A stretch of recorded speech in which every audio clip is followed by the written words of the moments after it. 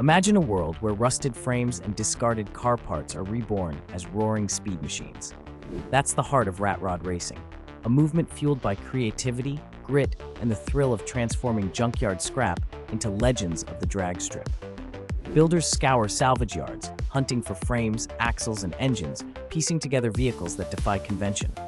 These aren't showroom beauties. They're raw, unfinished, and unapologetically unique. Every weld, bolt, and patch tells a story of ingenuity. From chopped Model A Fords to Frankenstein mashups of truck cabs and sedan bodies, rat rods channel the outlaw spirit of hot rodding's early days.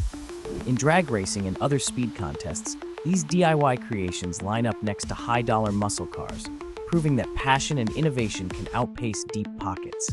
The real magic lies in the details: hand-formed sheet metal, custom shifters made from wrenches, headlights scavenged from farm equipment. It's not just about speed, it's about making art from chaos, turning forgotten metal into legends that thunder down the strip in a celebration of pure, unfiltered creativity.